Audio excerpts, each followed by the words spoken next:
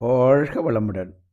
உலகெங்கும் வாழும் அன்பு ஆன்மாக்களே, பசுபதி என்று சொல்லக்கூடிய இந்த பசுவும் அந்த சிவனையும் காட்டுகிறார்கள்.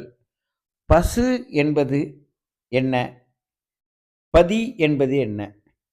உயிரையும் உடலையும் தான் பசுபதி என்று கூறுவார்கள்.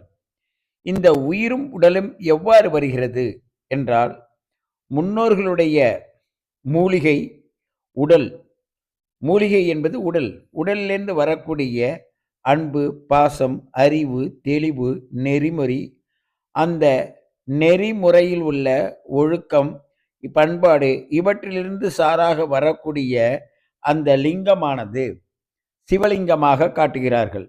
அதுக்கு மூலிகை பொருள்கள் மூலமாகவும், உள்ளத்தில் உள்ள சான்றோர்களின் கருத்துக்களின் மூலமாகவும் உண்மையை உணர்ந்து நாம் வாழ்க்கையில் நல்ல ஒரு ஒளியை உருவாக்குகிறோம். அந்த ஒளிதான் ஒளியின் ஒளி. இந்த சேனல் உங்களை என்ன சொல்லுதுன்னா, ஒளியின் ஒளி என்றால் என்ன?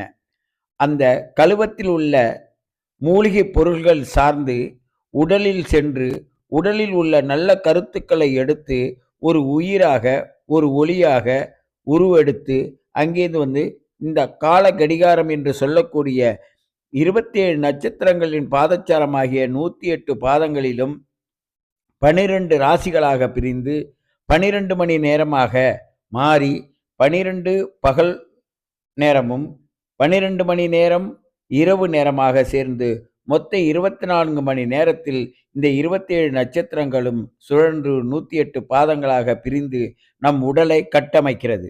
இந்த கட்டமைக்கும் போது உங்களுடைய முன்னோர்கள் செய்த தவப்பயனுக்கு ஏற்ப உங்களுடைய உயிரும் உடலும் எவ்வாறு அமைந்துள்ளது?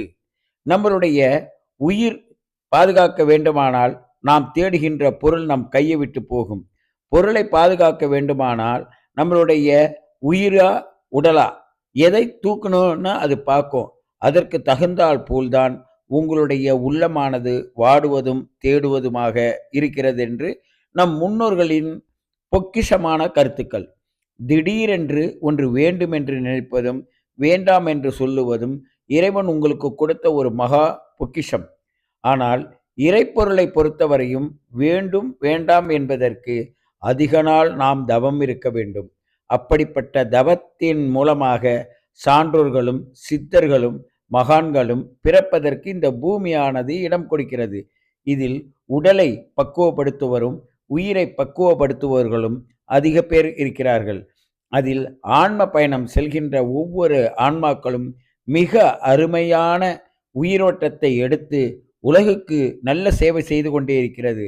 காலங்காலமாக மறையாது ஒளியாக நிற்கிறது. அது பஞ்ச பூதங்களில் எந்த பூதங்களில் சிறந்திருக்கிறதோ அந்த பூதத்தின் வாயிலாக மக்களுக்கு நல்லதை செய்து கொண்டே இருக்கிறது.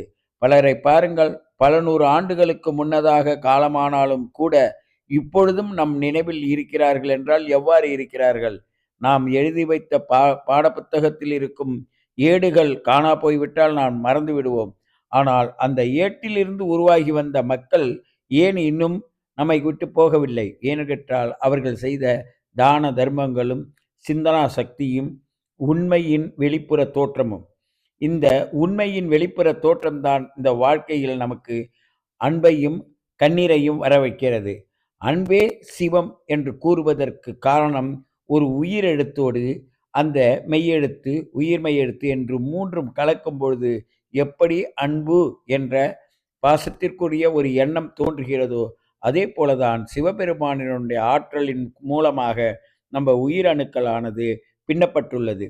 அந்த பின்னப்பட்ட அந்த உயிர் அணுக்களானது உங்களுக்கு எந்த நேரத்தில் எதை தர வேண்டும், எப்படி தர வேண்டும் என்று ஒரு கட்டமைப்பு கூட நமக்கு கால நிர்ணயம் கொடுக்கப்பட்டிருக்கிறது.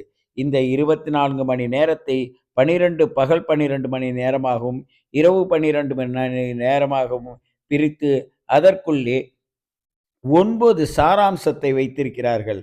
அந்த 9 சாராம்சம் கொண்டதுதான் ஒரு ராசி மண்டலம் என்பது பேர்.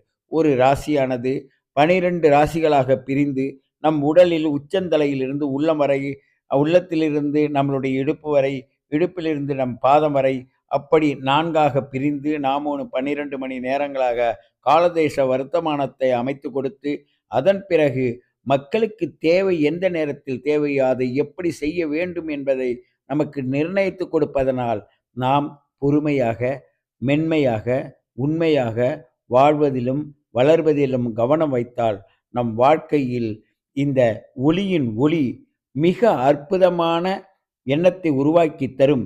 நீங்கள் அற்புதமாக உங்கள் வாழ்க்கையில் உயர்ந்து வருவதற்கு ஒளியின் ஒளியை பாருங்கள். அதில் வருகின்ற கருத்துக்களை உணருங்கள். நீங்கள் நிச்சயமாக மாபெரும் சித்தராக மாறலாம். சித்தர் வாழ்க்கையே சிறப்பான வாழ்க்கை.